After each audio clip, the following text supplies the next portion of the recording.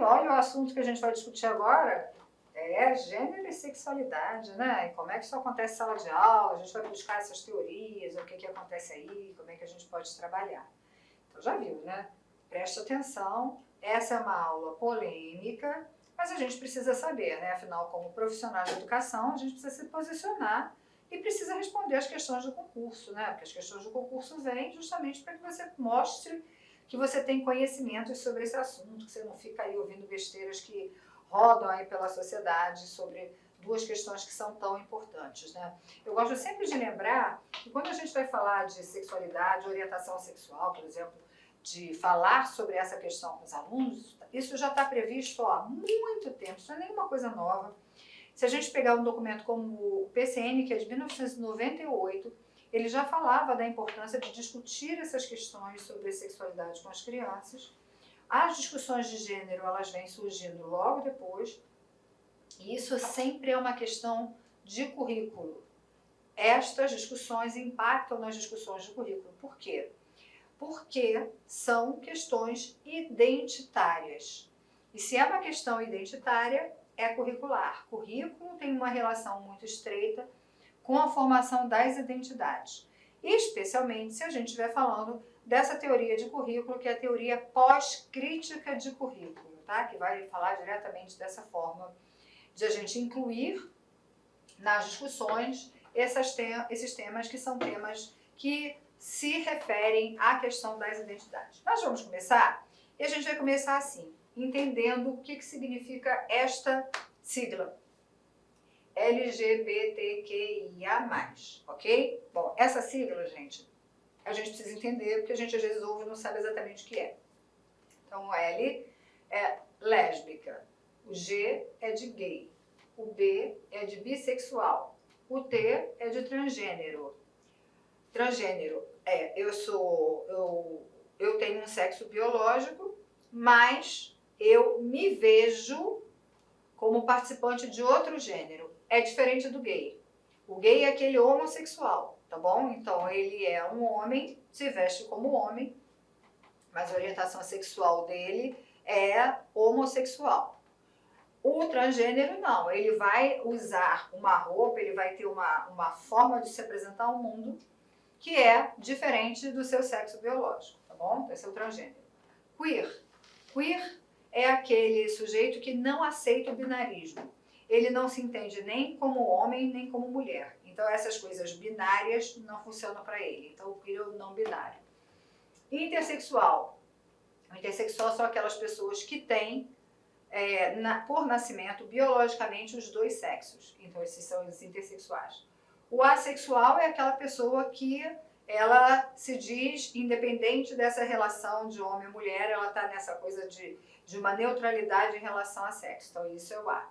O mais diz respeito ao quê? A outras orientações sexuais, outras identidades e outras expressões de gêneros que possam surgir ou que até já existam e eu aqui não saiba dizer para vocês, tá?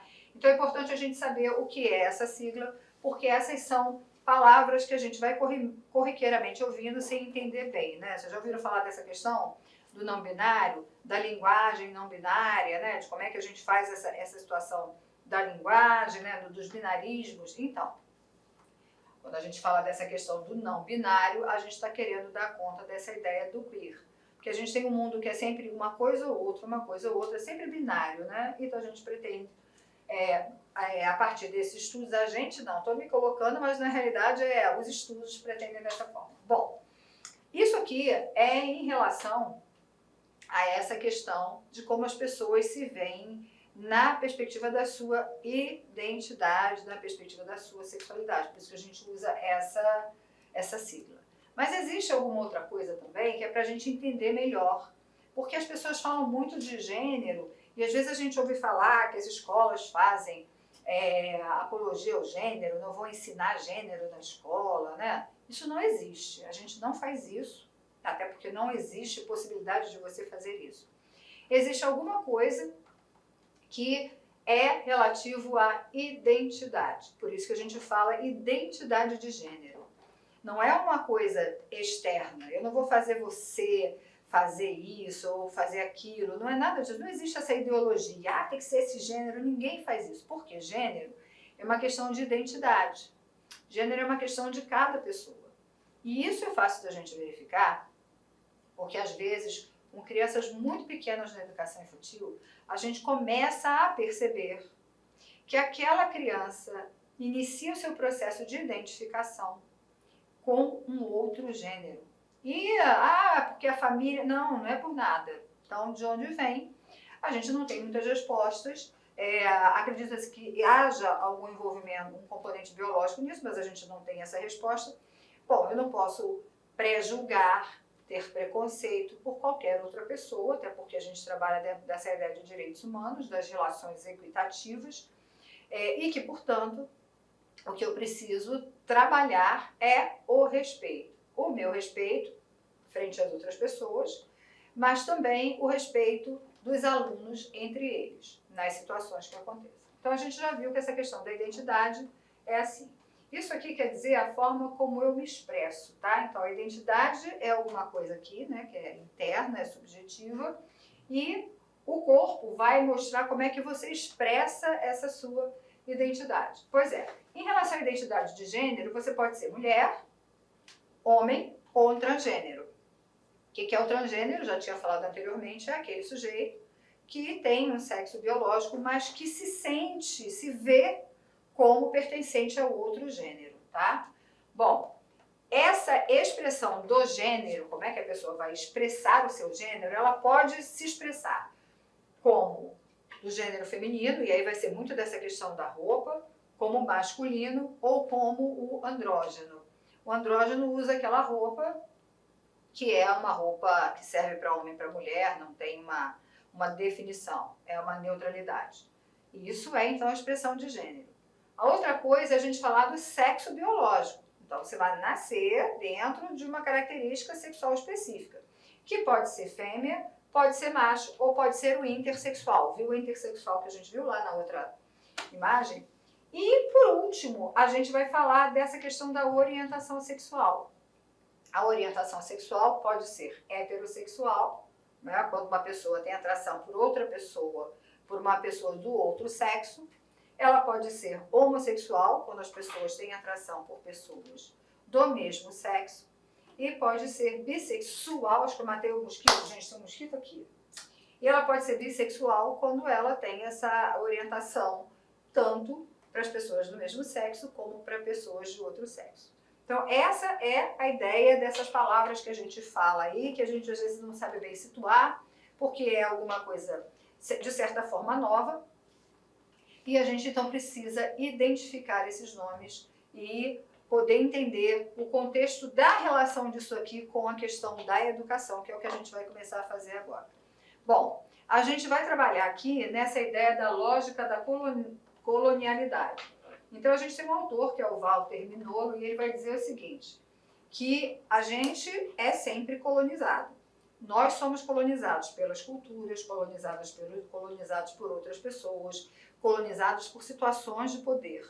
O nosso país inicia sua história com um processo de colonização, não é? Então, a colonialidade do poder. Então, justamente os processos econômicos e políticos que vão nos colonizando. Os processos econômicos e políticos nos colonizam na medida em que eles vão criando aquela ideia que vai fazendo com que você assuma certa postura e que não permita que você seja quem você é, que você pense do jeito que você pensa. Então, existe a ideia da colonialidade do saber que está condizente com as questões da natureza epistêmica, filosófica, científica e com as relações de línguas e conhecimentos. Então, a gente tem uma colonialidade do poder e uma colonialidade do saber.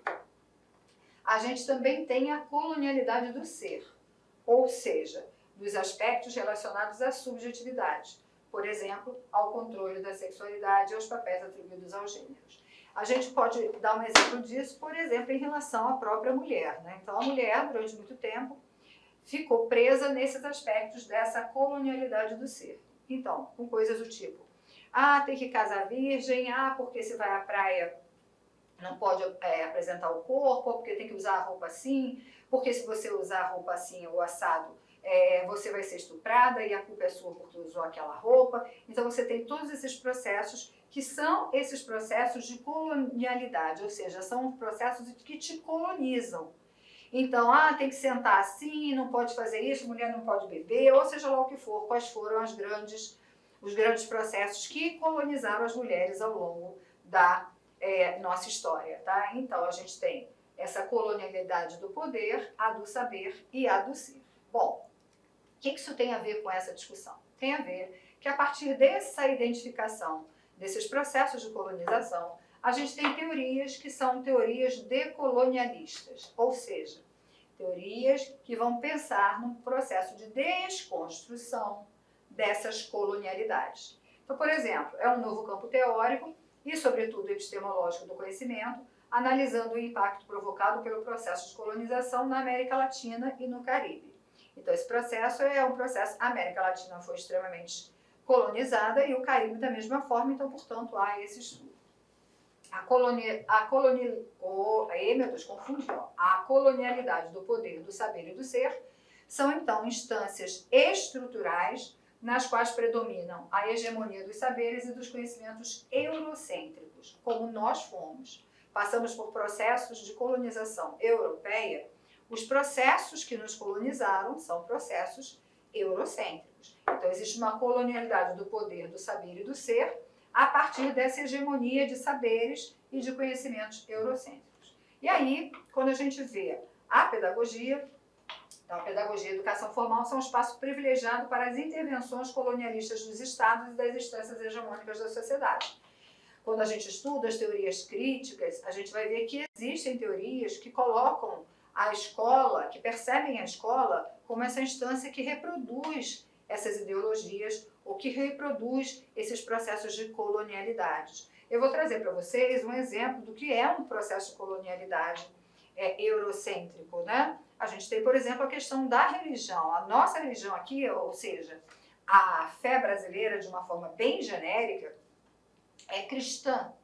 E de onde vem essa ideia do cristianismo? Vem desde o nosso processo de colonização lá com os portugueses, né? Com os indígenas que eram os povos originários aqui dessa terra. Então, existe esse processo de colonização que é diferente, por exemplo, em outros espaços, em outras culturas, onde a religião não é a religião cristã. A nossa religião, a gente tem que ter consciência disso, que é um processo de colonização desses processos e é uma questão eurocêntrica. E o Estado pode intervir muito fortemente para manter essas ideias colonizadoras. Há pouco tempo, né, nós tivemos casos de certas religiões com interferência no Ministério da Educação, com a ideia de que a Bíblia tinha que ser comprada para todas as crianças e não sei o que, e não sei o que, né? Então isso é um processo de uma hegemonia que vai forçar uma certa cultura, um certo padrão, um certo poder, saber, para que as pessoas sejam de uma certa forma.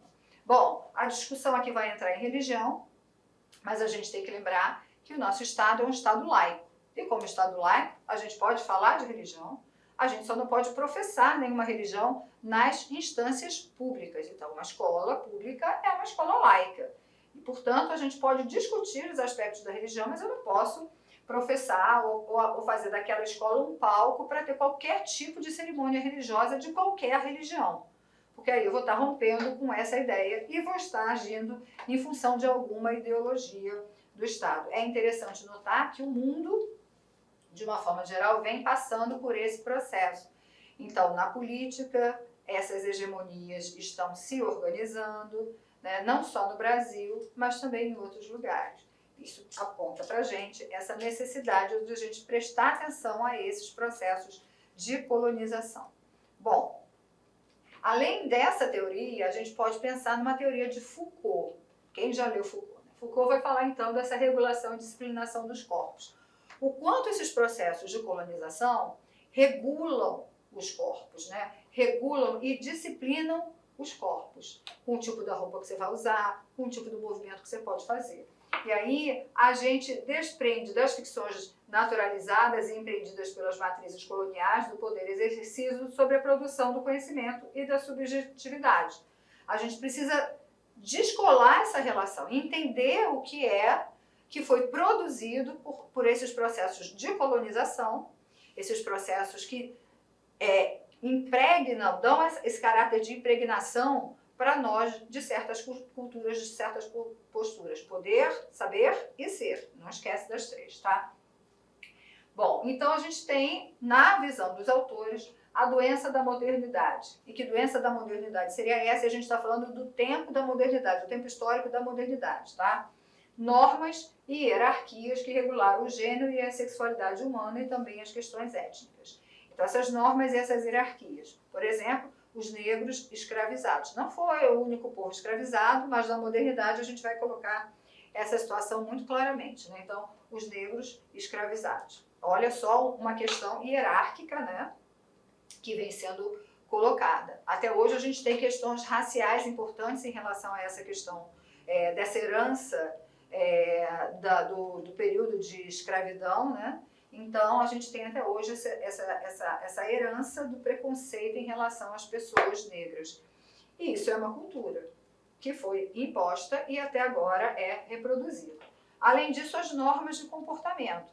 Olá, meus amigos. Inicialmente eu peço desculpa para você, eu peço licença, pois interrompi seus estudos. Mas esse vídeo da Lá Concursos é um vídeo demonstrativo para todos aqueles que desejam fazer o concurso da Prefeitura de Barra do Bugres. É um vídeo demonstrativo para vocês conhecerem a qualidade do nosso curso. Gente, olha só, quer continuar assistindo essa videoaula? Você quer fazer o nosso curso completo? Cara, aqui é o melhor custo-benefício do mercado. Pode ter certeza disso, o melhor custo-benefício do mercado, tá certo? A partir de 10 parcelinhas aí de R$30, você vai estar estudando com a gente um curso focado na banca Selecom, onde nós temos grande experiência de condução dessa banca. Então vem estudar conosco, quer fazer a matrícula, tem um link aqui embaixo, pode clicar e vir estudar aqui na Lá Concursos. Forte abraço, tchau, tchau!